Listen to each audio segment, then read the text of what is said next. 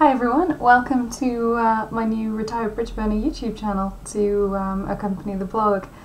I thought I'd start with just an introductory video to talk about me and the blog and why I write it, just for people who aren't familiar with it. So, my name's Hannah, I'm 24 and I'm from the UK, and I am a fibromyalgia and interstitial cystitis patient. Now, I'm going to tell you a little bit about those two in this video, but I've been writing the Retired Bridgeburner blog for 18 months now, and for about a year I've also been adminning for the chronic illness cat community on Facebook. The links to any of the websites and groups that I mentioned will be downstairs in the link box. With the blog, I've been lucky enough to write for Invisible Illness Awareness Week. I've had 2 blogs for the cause, one of which is still the most read one on there, which I'm really proud of, and I also had a guest blog spot during the week itself last year, and I've also written a guest post for the We Go Health blog, so I've been very lucky in terms of opportunities to get my thoughts out there for people to read. I'll tell you a little bit about my conditions. Fibromyalgia, clues in the name. Myalgia is pain, fibrous tissue. It's a chronic pain condition that affects the muscles and joints of the body. There isn't really a recognised cause for it. When it was first recognised, it was treated as a form of arthritis. It isn't. It's nothing to do with arthritis, and mostly it's a diagnosis of exclusion when they've tested and excluded the possibilities of the various forms of arthritis and things like lupus.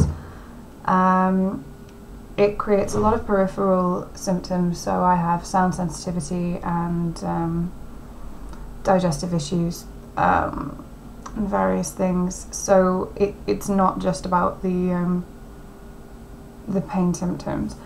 So interstitial cystitis is a autoimmune condition, and it represents a irritation of the inner wall lining of the bladder.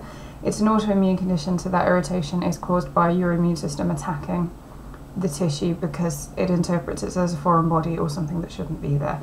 So it leads to a lot of pelvic pain and horrifically regular trips to the bathroom. Thankfully mine is medically and dietarily controlled, so it doesn't actually flare up anymore that much, touch wood.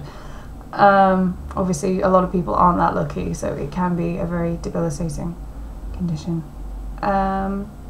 So I started to write the Retired Bridgeburner because what I found within my first sort of year of being ill, because I was ill for probably about 18 months before I actually was diagnosed, and things started with digestive issues primarily, and I lost just over 2 stone in weight, which I didn't have to lose, so can't recommend it, not a good look. And what I found was, I think before you're diagnosed you have more of a tendency to talk about your illness and what's going on because it's frightening and you don't know what's happening and you're all kind of blah about it. So I was talking about it a lot online to sort of, one, it was a bit of a release for me, and it was also to sort of keep friends and family in the loop that I didn't necessarily see, you know, week to week. And what I became faced with was a lot of misunderstanding of why I was doing that, and actually some just sort of flat out mean behaviour from people. Now, I'm not suggesting that's an individual thing. I think it's something that most people reading and watching who are from the perspective of having these health issues themselves, I think they'll probably recognise as something that's happened to them too. To give you a flavour, some of the comments were along the lines of, "You're just attention seeking, there's nothing wrong with you." Because clearly you know my body better than I do. So that was one. And my absolute favourite that has got to go in here for pure ridiculousness is, you enjoy being ill because people have to feel sorry for you. Oh. I could go on and on about how stupid that is, but let's not. I will just sort of say that from my perspective in terms of writing the blog and venturing into these videos, the last thing I want from people is that they feel sorry for me. Understanding is great, pity not so much. So I started to write the blog because I wanted to, I think, prove and illustrate that you can talk about these issues and your life with them without it being about attention or sympathy or anything. You can do it in a very positive way and it be informative and hopefully helpful to other people. So I wanted to set out to prove that that can be done. And one of the other things I found was a lot of people, I think, when they write about it, and this is perfectly understandable and not a criticism, is that they come at it from quite a negative standpoint, which is understandable. A lot of these conditions, they do have a profound effect on people's lives. So I wanted to do something different and come at it from as positive a standpoint as I possibly could. So, obviously readers of the blog will be familiar with the fact that I am very tongue-in-cheek and try to make things as humorous as possible. And I'd like to sort of carry that on with the videos. So that's my take on it. It works for me. That doesn't mean it will work for everyone else, but it seems that people enjoy it, so that's a good thing.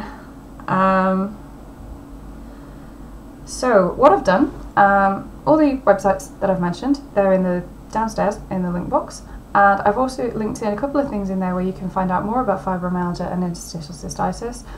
I've popped in a couple of specific links from the blog to posts that I think might be helpful, and I've also popped in there a link from a website that gives a list of many of the diseases that are considered chronic invisible illnesses, so that you can have a look at just how widespread a lot of these things are and just how different they are person to person as well.